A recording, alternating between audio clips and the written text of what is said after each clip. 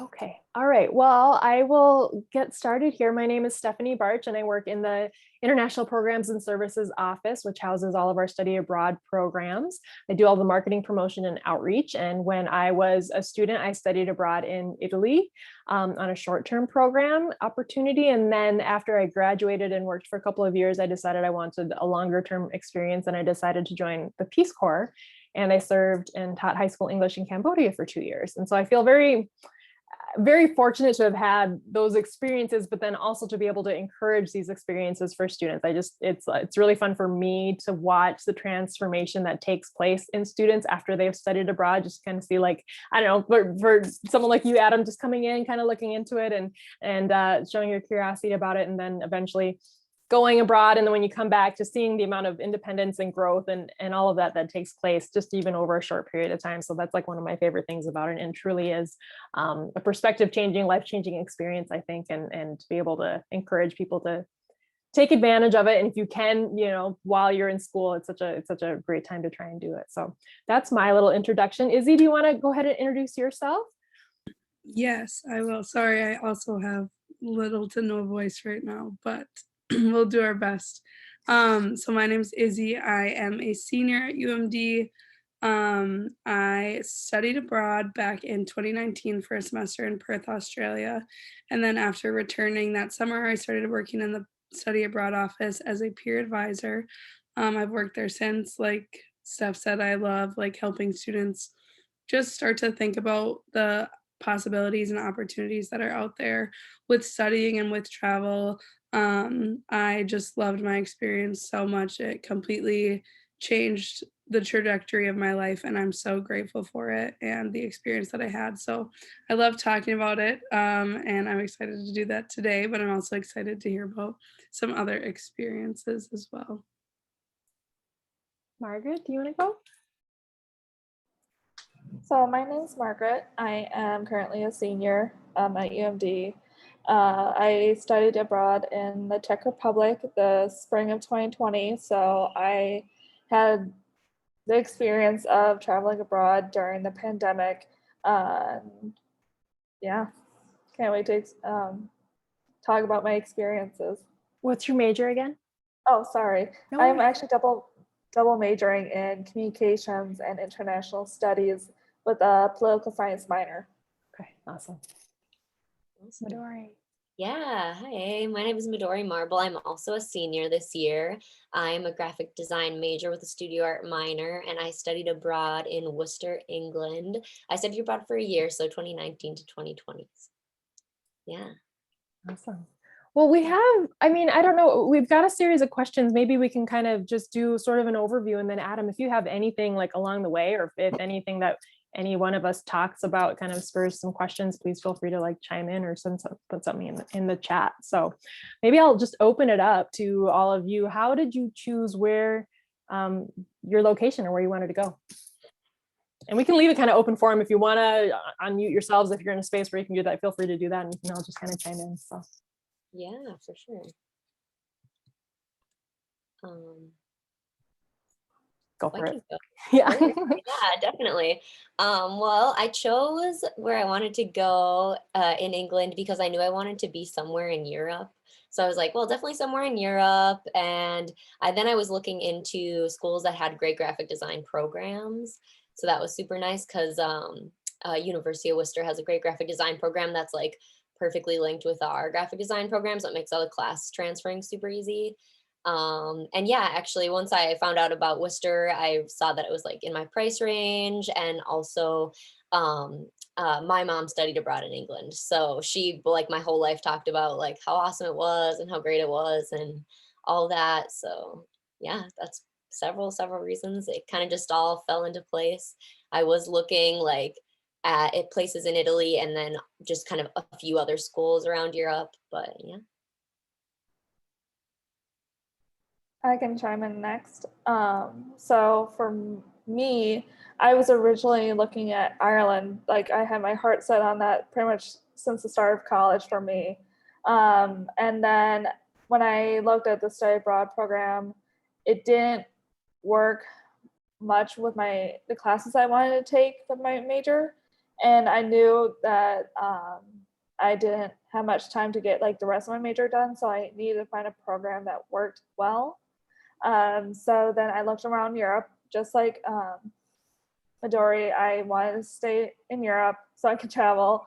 And I found the Czech Republic study abroad, and found that a lot of classes I really enjoyed, and then saw pictures of the city and just fell in love. And like Medori, my mom also studied abroad in college, but she was fortunate to study abroad in Spain, and just hearing the experiences that she witnessed and like experienced herself just made me want to do it in college.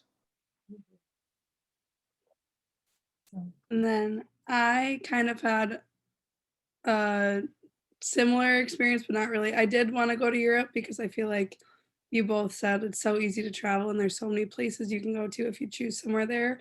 But I had just always wanted to go to Australia. I kind of always knew I wanted to study abroad and that it would be something that would be a part of my college experience. And then I kind of just dropped a pin and went to one. I didn't really look at classes beforehand. I was lucky that I had some extra room in my semester. But I really didn't know anything about the city or where I was going. I thought I would be close to Sydney. I was on the complete other side of the country, and I just went for it, and I have no regrets. I absolutely loved it, and I loved like the beach atmosphere and being close to the water. So that was another big part for me, but it's definitely a hard decision to stray away from Europe just because it does offer so much from the perspective of traveling and experiencing a lot in such a little time, I would say. Awesome. Welcome, Mike and Trian. I don't even know if I'm saying that right. Thanks so much for joining. Hi. Are you what year are you two? I'm a junior right now. Okay. I was gonna start you talk. I'm a freshman. Okay, awesome. Well, thanks so much for joining. We're just getting started. Let's see, Izzy and Medori and Margaret are all study abroad students. I work in the study abroad office and do like kind of the promotion and outreach and stuff like that. So I'm so glad that you're here. Do either of you kind of have an idea of what you want to do, or are you just kind of looking into it, or? Yeah, I am wanting to do the Experiencing Italy study abroad happening in May Next May. 2022, I believe. Yeah. So Yeah. that's what I'm wanting to do. Awesome. I'm You're just here. Awesome. Visiting. Good. I'm glad that you're both here. So we're just kind of going around. We have a couple of questions that we have, but if either of you have anything you want to just ask or chime in on, feel free to just ask away. It's pretty informal. I mean, I don't know what you all want to hear, but like, let's see. Let me look at some of the questions we have.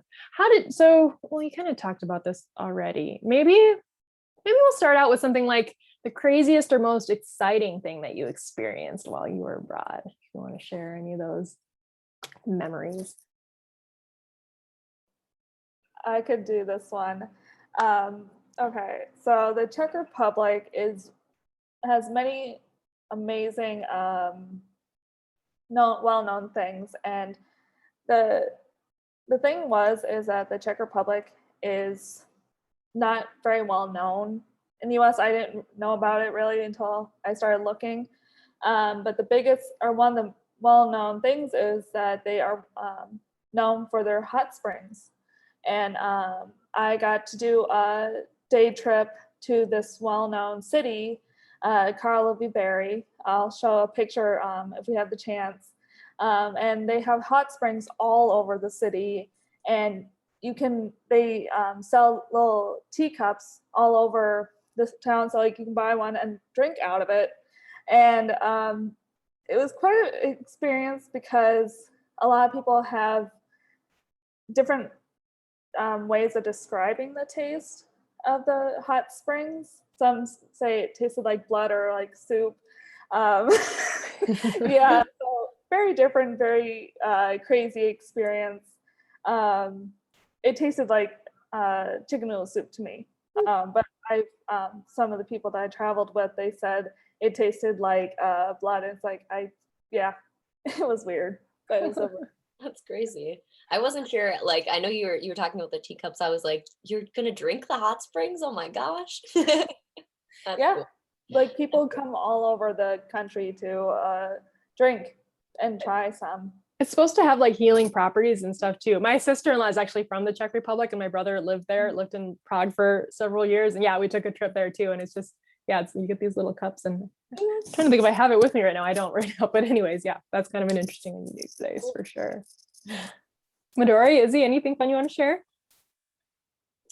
Yeah, definitely. Yeah, so since I was studying in England, there's so many fun things to share. I mean, like an example is one of my friends was touring with their band and happened to be doing a show in England, so I got to go hang out with their band, but which was very cool. But that was one of my American friends. But one thing that was super great that I experienced actually in London was I went to the London Tattoo Convention, and it was just like super crazy because I got to see like several artists that I like, meet several artists that I like have followed on social media forever, and like get tattooed by an artist that like I've been loving for so long. And it just happened to work out because he's from Italy and he happened to be tattooing in England when I was in England, and it just worked out perfectly, and the convention was amazing. And I ended up making really good friends with an artist named Kozo, and he's super big. He's living in New York now, but it's just funny because like he was just some guy that I met. Him and his friends were just cool. We were just hanging out, and like after the fact, I like looked up on social media and I was like, oh my gosh, who I just made friends with. That's crazy.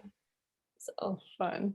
yeah, Yeah, the random connections, sometimes you just never know who you're going to stumble across. seriously, yeah, exactly. Small world, yeah. Yeah, I feel like when you're traveling, it's so easy to make friends because you're just like, oh, there's new people. I'll just say hi to everybody. Like, whatever. Yeah, I made friends with. Went to or did a day trip and out to Belgium, and I started talking to this really cool pizza restaurant owner and got to know his experience, and we chatted for like a good few hours. Cool. And it was a really cool experience. You just never know. I feel like people are so open to talk, and especially, yeah, it's just it's fun to have those experiences. I think. I don't know. Izzy, do you have anything you want to share?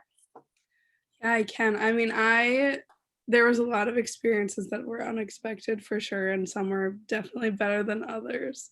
I think one of the highlights was during like study break week, kind of like spring break. Here, a bunch of international students and I rented cars and drove up the west coast of Australia and just went camping on the beach. And in like random spots. We definitely did not stick to campgrounds, which was questionable, but it was like a holiday break, so they were all booked. And so many crazy things happened that week. Like we just literally slept in the sand, drove our cars onto the beach and slept there. But one day specifically, so background, like my favorite animal is a sea turtle, and I just love them, and it's like my life dream to see one. And I've spent so much time and so much resources going on like sea turtle spotting adventures and like this and that. And on my way to Australia, I stopped in Hawaii, and I did sign up for like a sea turtle thing, and we're on a boat, and I literally just missed the only sea turtle we saw one time. I was like facing the wrong way, so I missed the one. Oh, no. I've gone to like beaches and just searched for them and have never been able to find them.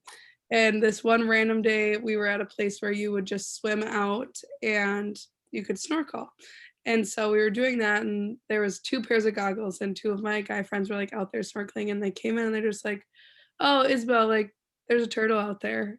They're just so nonchalantly just threw me some goggles, and I ran out there, and I was swimming around for probably like 20 minutes just searching for one. And I finally found it. And so my friend and I were both looking out there, and we just swam with it for like 30 minutes. The water got so cold and it was freezing, but it was just one of the coolest experiences ever. And another guy came out with a GoPro, and of course he lost all the photos of it, so I don't have any pictures, but it ended up being like coincidentally on the date that is my parents' anniversary, which is like the date I have on my arm. So I have the date of the day I swam with the sea turtle on my arm, and it happened Cool. right when it was supposed to. So that was fun. Awesome. Did any of you or no, all of you, I think, had parents that were pretty supportive of studying abroad? If you had parents that actually did study abroad, Izzy, did you have any problem convincing your parents to go study abroad? No, I did not. Both my parents have brought students abroad as professors, and I think they wanted me to maybe go somewhere else, but they were still supportive of it. Yeah. For our guests, do you feel like you're going to have to convince your parents, or do you think they're on board? I don't think so for me. One of my inspirations for going was my sister, who's a few years older than me. She had just went to New Zealand. Must have been last spring, basically right before the pandemic. Like, basically she came back right as the lockdowns were getting placed down. But yeah, she just had incredible stories there. She said she had toured the whole like Lord of the Rings set. So I was insanely jealous of that. But yeah, all of her stories were kind of what kickstarted me to try to find something here, some program that I could do like that. Awesome. What about, For me, I don't have to convince my mom at all. My mom sent me to New York when I was 12 with like a close family friend. She's all about just getting the experiences that she never had. So I told her, I was like, oh, hey mom, I want to do this. She's just like, yeah, do it. So here I am. Awesome. What the Italy program, or so just interested in that program, or do you need courses for the arts, or? No, I'm just interested in the program. I have a museum study certificate, and then I have a minor in arts and media, which is like a graphic design type of minor. So I just kind of felt like doing that course would be good towards like, I guess, like the museum aspect. I'm obviously really excited about with that course, but then I talked to a graphic design professor I had, and it's Betsy Hunt, who's going to be a faculty there. She's great. So she's just like, oh, Mick, like you can totally just take this class while you're out there too. So I don't know. I'm excited. Awesome. No, that's great. Yeah, I don't know. Did you listen to the podcast episode? Izzy and I did if you go to their website, we did a podcast episode with them, and it just sounds like an incredible program. So if you can make it work, I think that'd be awesome. So, and Trian, how do I pronounce your name? Trian. Can we talk you into study abroad? What do I need to do to talk you into studying abroad? I'm actually like really interested in it. Yeah. I just haven't like completely decided if I want to go forward or not. But my parents would be supportive of it. We've always been big into traveling. So awesome. Yeah. Well, no pressure. You've got time too, which is awesome. So we've got tons of wonderful options too. So do any of you have any specific questions for any of our study abroad students? Otherwise, I can kind of just go down a list of questions that we had. Feel free to just ask away. I have a question, but it might be too personal of one, so don't answer if like it's too like personal or serious. My question was just kind of like, how much do you guys bring for spending money? I guess is like my thing, because like when I'm out there, I'm definitely gonna want to like go off and do stuff and see things, try new things. I'm a foodie as well, so like a lot of my money is gonna go towards food. I can already tell that, but I guess I was just kind of like a ballpark range if you have one. It's okay if not. So well, and I that was one of kind of the questions that we had too. Maybe if any of you want to provide advice on like how you budgeted, ways that you saved, and I feel like the short-term programs are a little bit different than semester year, but still, I think regardless, whatever type of program you're going on, you're going to want to think about your finances. So if any of you want to chime in, feel free.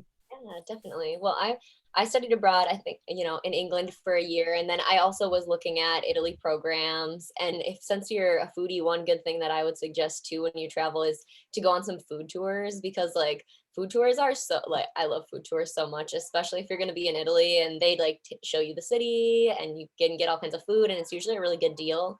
But yeah, I definitely always look for things that are good deals. I try really hard to like, if I'm staying at an Airbnb or something, I try to like just cook and stuff like that, and like try to cook with my friends. That's one thing that I really like, is like when you meet new people, like try to like see what their favorite dish is and see if they can teach you how to make it, because like it's so much more affordable than going out all the time, and you can have like such a good time learning a new recipe from like this new person you met. But I think like I worked to kind of not spend more than like, I think like 150 like a month on sort of traveling stuff. But it kind of like fluctuated as well. And I was over there for a year. So it kind of sometimes like if I'd spend a little bit more, depending on what I was doing, if I was booking flights, then I'd like definitely try to spend less than that the next month and everything like that. And I was definitely careful of when to book my trips. I always used like an app called Flight Hopper to check and see which ones were like the cheapest ones. And if you could get like an extended sort of train pass or something, sometimes those are really discounted depending on where you're going to be at. I know in England that's what I did, and it was super useful. So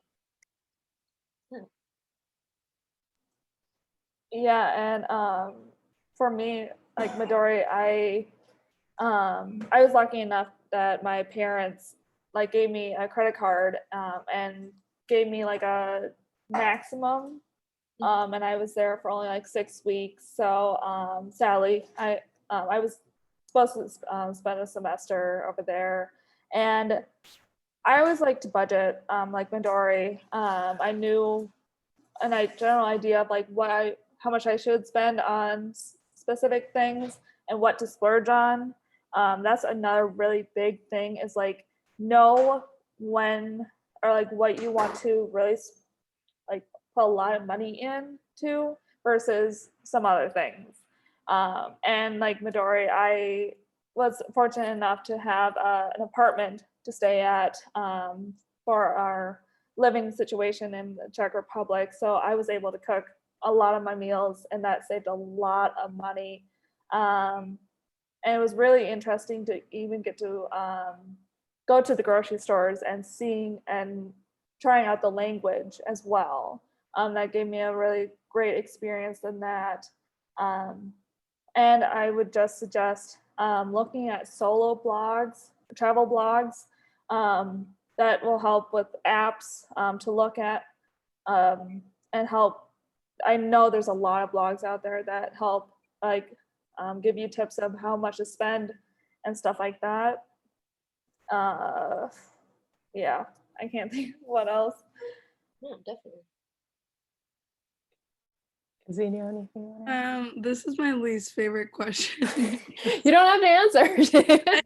I just always tell people that I am not good at budgeting in the US, so I'm not Bad good example. in other Kidding, Izzy. countries. My biggest piece of advice is just save as much as you can. And then You're going to want to spend it. There are going to be souvenirs that you're wanting to, even like short-term programs, you know, and if you're able to work on additional traveling, you know, the best that you can do is to like start saving now, set some aside. All the different short-term programs, they all vary in cost. So it just kind of depends on because I know the Italy program goes to several different places. And Adam, you were interested in the Peru one or the Berlin one, perhaps. And those, I feel like those, I know the Berlin one kind of stays just in the one place. So they really kind of vary. I mean, things to keep in mind is that we have tons of scholarship opportunities available. So like on our website, we have a whole list of scholarships, apply for them. We have links to other outside study abroad scholarships, like a whole database of nothing but study abroad scholarships. So, I mean, the earlier you plan, the earlier you apply, you know, there are more opportunities to potentially get a scholarship award. Financial aid can also apply. The thing to keep in mind for short-term programs is that you do need to be enrolled in at least 6 credits during that term in order for financial aid to apply. So it depends on when you're going, you know, that's one thing to keep in mind. I know the Italy program, you can actually enroll in 2 courses at the same time, and that would make you eligible for the financial aid if that's something that would work for you. But anyways, that's something to keep in mind. So there are ways of funding. Biggest piece of advice is just to save and start planning early. I mean, we had one student worker, she always talked about how like she would, before leaving, she wouldn't, instead of like buying pizza or ordering coffee, just started like doing all that stuff, making it all herself at home. I mean, especially like these who are talking in Europe, it's so inexpensive to travel throughout the region. And like, I had one student, she studied abroad in Sweden, but she had friends in Germany, and she went for the weekend to go visit, $15 round trip. Like, it's just, you think about that, it's like, oh, okay, well, that's like a pizza or something here, or a weekend out or whatever. And so like just being mindful of that ahead of time, and just kind of, like Margaret said, just really focusing on, okay, what are things you are willing to spend money on, and what are other areas you can skimp on. So Yeah. Yeah. And I also like highly recommend just researching the country you're studying abroad in, and like knowing like how expensive things are and if there's tax on it. And yeah. That's true, because some countries are definitely a little bit more expensive than others, but yeah, and especially like I would always, yeah, saving before you go, I would always be like, okay, do I want pizza now or am I gonna want something else when I get there? Like then that helped me a lot because I was like, well, Yeah. Any other questions that are coming up? I think just generally kind of when to apply, like how far out from the deadline or from the date itself do you usually apply for these? So specifically for the fall faculty-led programs in 2022, those applications are going to be due typically around the beginning of February, that spring before. So that's a date to look out for. However, if you like have a program and you are ready to apply, you absolutely can do that. I believe they're open now. They're starting to take applicants for the 2022 programs. The only thing I want to mention with that is that application fees are $50. So we want to make sure that it's not kind of like, I'm going to apply to 5 programs, see which ones I am accepted into, and then decide later, because then that's $250 just in application fees.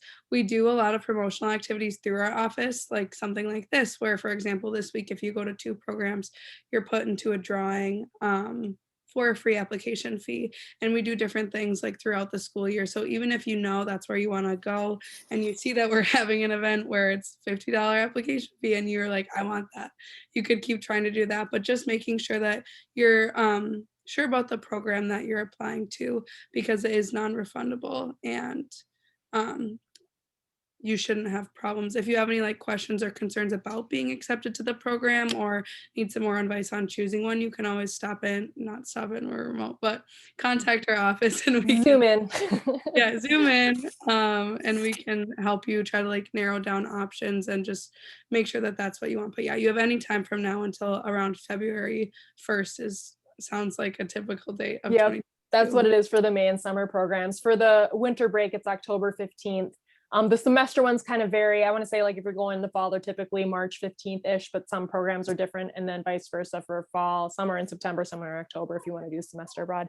One thing to keep in mind with like the short-term programs, the faculty-led programs, is it doesn't, if you do kind of figure out which one you want to go in, to apply early, because they can fill up. I mean, sometimes there are some programs that are pretty popular and they have wait lists, and so that's something to keep in mind. So you could apply now. Everything is open to apply to right now. But yeah, things to consider, like as he said, it is a non-refundable $50 app fee. And especially for the faculty-led programs too, it doesn't hurt. By all means, feel free to reach out to the program leaders. We have the faculty members listed on the website, and they're more than happy to talk to you about that program and stuff. And so if you need a better idea of whether or not this is really a good fit, by all means, reach out to them. They're all super friendly and excited to talk about the program. So yeah, that's definitely what I did. I knew I wanted to study abroad for a year. So I was like, okay, well, it's going to be a year. So I'm going to need to plan like a lot, like way in advance. And when I was comparing schools and everything, I ended up then meeting with my advisor, who was Levi. And he was super helpful. But as long as you just start researching like as early as possible, honestly, like nothing hurts to look at a bunch of schools and get excited about exploring, So. And I think too, I don't know if either our guests, if you would be open to or consider a semester, year-long program, there is a bit more planning that is involved with that, because you would be enrolling as a full-time student and be taking several courses during that experience. And so I feel like the lead time up to that, you should plan a little bit farther in advance. We say at least a year or so in advance if you're going to do a semester or year-long program, for sure, just because you have to make sure that the courses, you get them reviewed. We want to make sure you know exactly what you're going to take before you go abroad, that sort of thing. But for the faculty-led ones, since they're essentially just like UMD courses that are offered abroad, it's a little less, you don't have that lead up planning time for that part of it. So, but yeah, just keep in mind, it's kind of first come, first serve. Sometimes they fill up. So keep that in mind if you do figure out where it is that you want to go. But yeah, the app deadlines for the programs are on the web pages, and February 1st is the one for next May and summer. So yeah. Yeah, and I applied a year. So like I said, I studied abroad this spring of 2020, and I applied the spring of 2019, if I remember correctly. And I got like in April, and I got accepted in May, and even though the application deadline wasn't until October. I did my research well into that early spring, and I knew like what I wanted to do by that point. And then I spent like the whole fall talking to teachers, or I mean professors, and the study abroad office about like what classes will work with my schedule and stuff like that. So yeah, I highly recommend looking at least a full year in advance. I definitely submitted my application like the day before it was due. So we have the extreme. We have Izzy. I am the bad end of the spectrum. So I will also emphasize that it is a lot better, especially, I mean, I feel like I have an excuse because some programs, and this is just a reminder, like talk to your academic advisor if you do consider a semester a year to see when it's possible, because I went as a spring or fall semester sophomore, and I had transferred to UMD, so that was only my second semester. And I was like, hi, I'm thinking about studying abroad. And he's like, well, you have to go next spring or you won't be able to go, just because of how my major was set up at the time. So then I kind of had to scramble, and I mean, I probably did take my time, but definitely start looking a little bit early. The earlier the better, for sure. And then you just have more time to save, less time to stress about it. And yeah. Yeah, and do for the freshmen here, do mention it to your academic advisor and be like, even for a short-term program, just say, hey, where can this fit in my schedule, and just so you can kind of make those plans moving forward. So okay, so let's see, what do we have for questions? Well, let's see, what was, I don't want to ask that one just yet. I don't know, does anyone else want to chime in on something you're dying to share? Is there anything any of you would change about your experience, or like looking in hindsight, like what have you done anything differently? For me, I would have wished to have the whole semester. Yeah, Margaret was sent home. Well, both Margaret and Medori were sent home early because they were studying abroad spring 2020, and so unfortunately had to come home due to the pandemic, and it was just, yeah, a crazy time for everyone. So you know, I think many of our students who participate in a semester program, or even some of the I feel like short-term programs, you're going to go and then you're going to get the travel bug and you're going to want to go again. And I feel like some of our semester students are like, oh, I wish I would have signed up for a year, because it's like you get over there, you get to know the people and the culture, and you start traveling and everything. It's just like, oh, I can do this, you know. And so keeping that in mind that's something important to keep in mind. I think once you go someplace, you're going to be saving up for your next big trip for the rest of your life, pretty much. Yeah, honestly, yeah. I think that's there's nothing that I would have, aside from the pandemic, nothing that I would have changed about it. I will always like say go for a year, just because like I agree with you. I'm a big traveler, and I was before, and I never wanted to leave. Like I will always travel, so I agree. If you go for a little bit, you're gonna wish you went more, I think. So. Yeah. Yeah, no, there's other than like wishing I got my full semester, I would not change where I went. I really got to experience a whole new culture, and got to really just find out who I really was. I really got to find out more about myself, because I was the only one to travel to the Czech Republic out of the whole UMD. So like no one I knew was going along with me. So that was a very, to some people it would be a scary experience, but I spent most of my life traveling. So it felt like a second nature to me, but I know a lot of people don't like travel. So like, I don't push to like say like, go travel. But I can tell you right now that studying abroad changes your life in a good way. Yeah, absolutely. I don't want to like go back to the question, because I completely reinforce that what Margaret said. just in general, like who you are as a person. For me, like I changed my major, I changed what I wanted to do with my life. Everything kind of like just opens your eyes a lot. And especially going, like I was 19, I think, when I went. And so that's fairly young to be away in a new country for 6 months. I was also kind of by myself there. So it is like there's so much that you learn about yourself, and there's so much that you learn about just the world and possibilities and everything. But I will say, I don't think I'd change. It's easy to look back and say, like, you would or wouldn't change things. I loved my experience so much. I'm so happy I had it. But I think that going for a semester, I don't know if you guys can relate, but you definitely do go through like a lull period in the middle where it's kind of like it's still exciting, but you're kind of used to it. And it's you might miss your family, you might miss your friends. If you guys have heard of like the W curve when you go to college, freshman year, just normally, or move anywhere new, the W curve kind of comes into effect. But that lull was kind of like all my friends and I experienced it. And it wasn't that we didn't enjoy our time, and it wasn't that we didn't like do things, but I wish I could have pushed through that and kept doing more new things. Like looking back, and maybe it's because I got back and then now I can't do anything like go visit them or go anywhere, that I'm like, I wish I would have just packed it all into there, because it feels like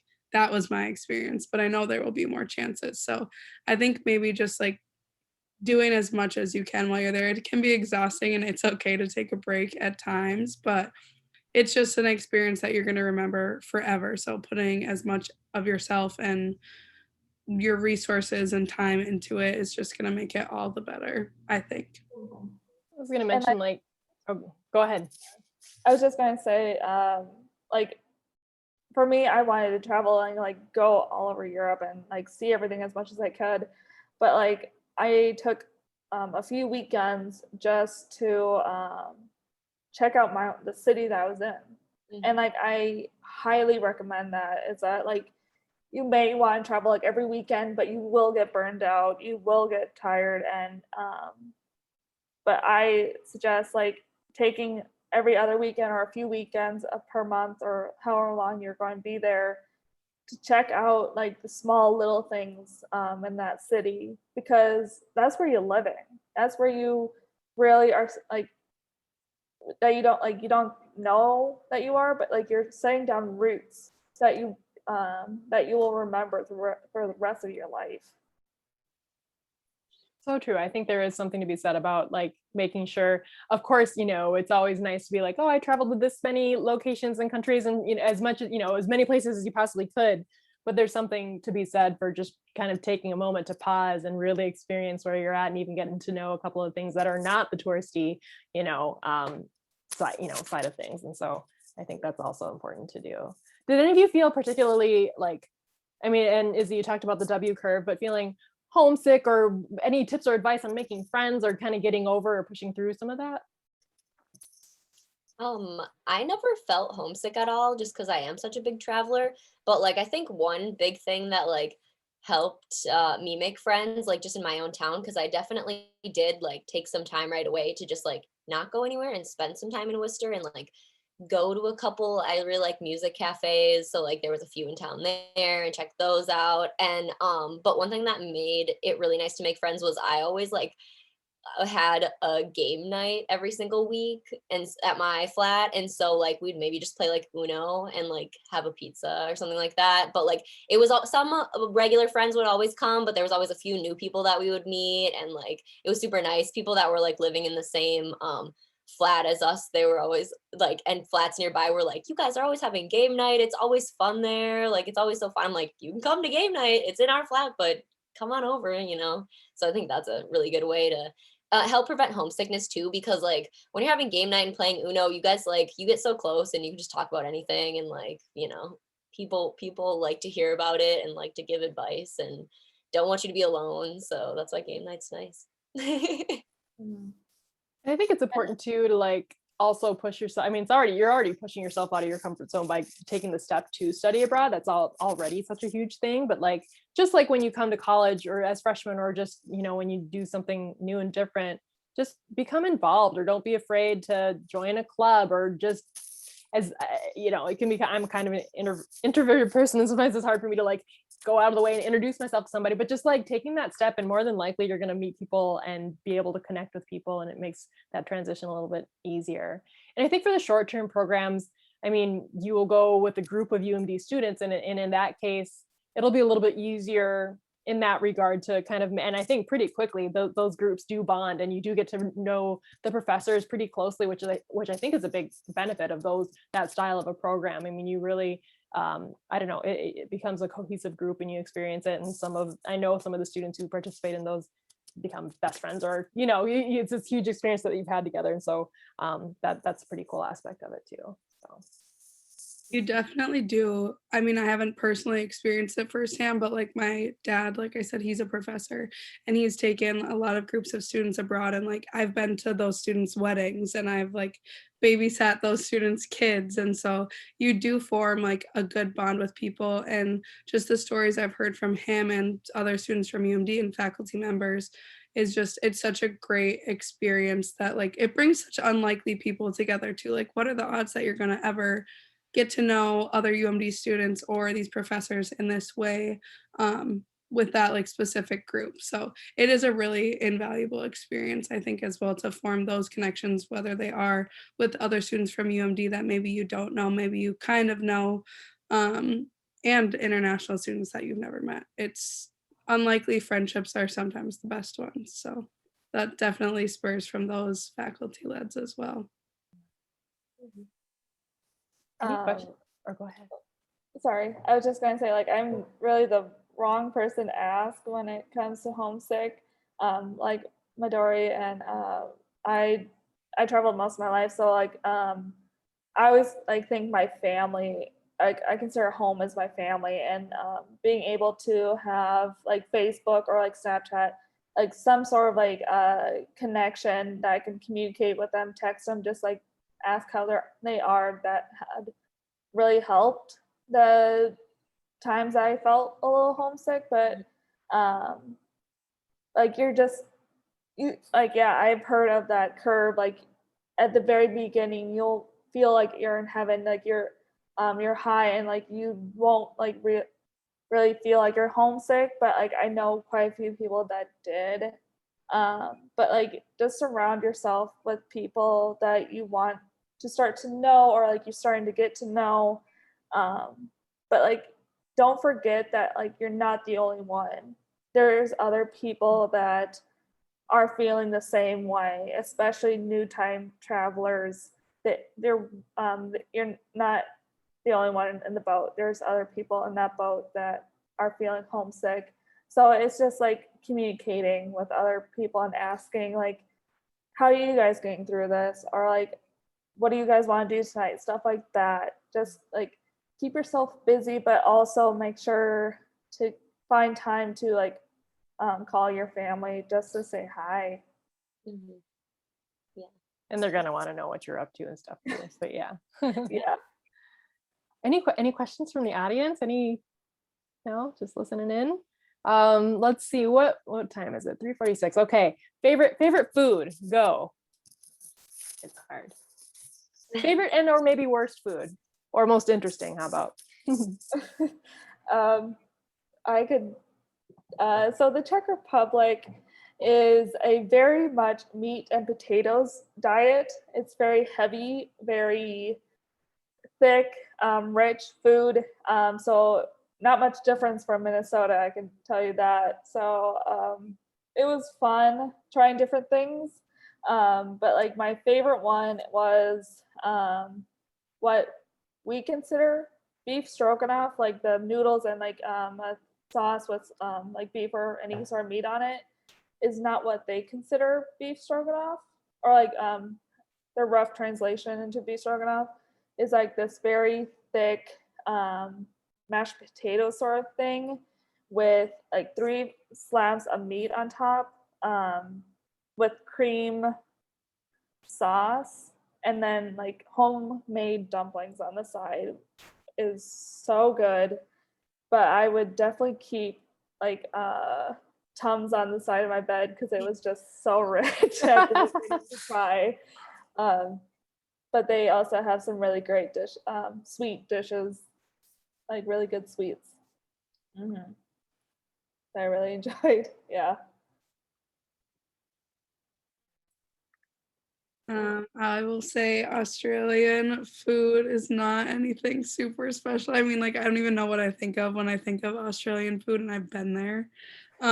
So they have like the worst things for sure. I don't know if you guys have ever heard of Vegemite, but it's like it's like Nutella in a sense, but it's not chocolate. It's like yeast, and just like saying that word, like you can just they like put it on toast, and it's just like a brown like marmalade jelly type thing, and it is just it's not good.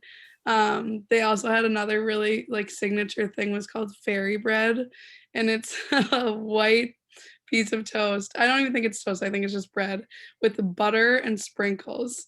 And that's like another just delicacy. So that one wasn't very good either. But a lot of the restaurants had like really good things. They had like things that weren't really Australian. So I don't want to say Australian foods, but I did travel to Thailand and Indonesia while I was there. And so like the pad thai and the rice and everything I had there was just amazing. And so that made up for Australia really lacking in the authentic good foods. Oh, funny. Yeah, so true. That's funny. That's funny that you didn't like Vegemite, because Marmite is like very big in England, which is very similar to Vegemite, but I liked it. So I was like, that's something that I definitely like use and eat still now that I'm here even. And people are like, if they see it in my cupboards, a lot of people don't like that. So if any of my friends see it, they're like, you're so weird. Why would you eat that? It's so nasty. But one of my favorite things in England was definitely pasties. That was like so popular, and they're so good. They're so good everywhere in England. And that's one thing that's like hard for me in Minnesota is there's like one or two good places that you can even get pasties in the Twin Cities area. And I just like die for them sometimes because they're just so cheap everywhere in England, and they're so delicious. And also crunchy bars. They have these candy bars called crunchy bars, which are like honey wafer on the inside and like chocolate on the outside. And they're so good. You can maybe get them at rare places in the United States, but they're so good. That was really good. Yeah. And as far as weird things go, when I was in Scotland, I did eat haggis, which is like lots of gross things, like all mashed into this little like meat shaped pie. It's like sheep's heart and liver and stomach and I don't know, some sort of sauce. I don't know. It was good, but I was like, my friends were like, you have to try this, but we're not going to tell you what's in it until you eat it. And I was like, fine.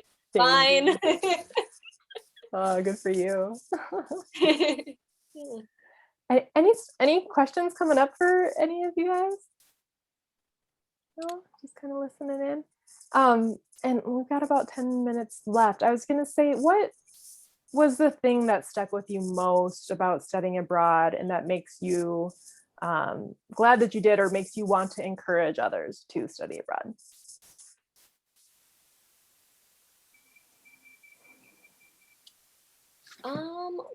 There's obviously so many things. But one big thing that sticks out to me a lot is I made a really good friends with a girl named Issa who was also studying abroad at my university, but she was from Germany.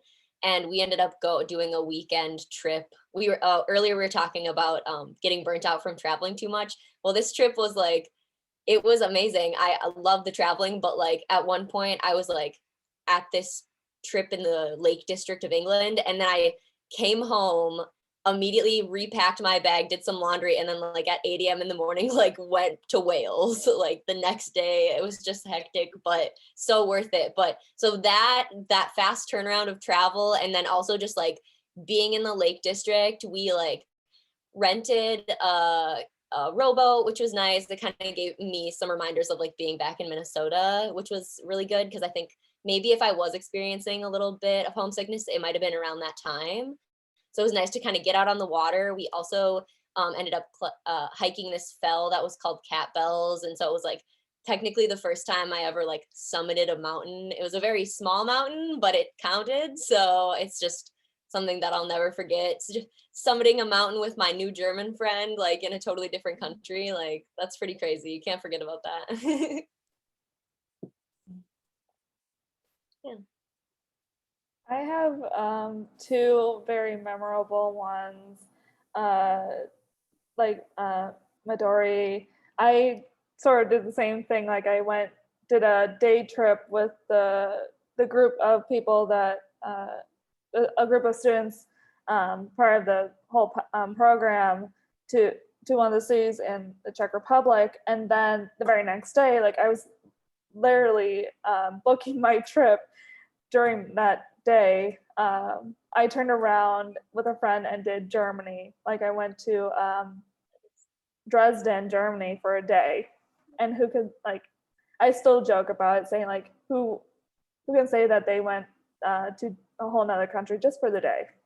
Because it's really right there. And I got to ice skate for the first time in a very long time, so that was a lot of fun. And then the second one I did was a few weeks earlier, was my first time actually traveling outside of the country. I did 4 different cities in 4 different days. I did Amsterdam.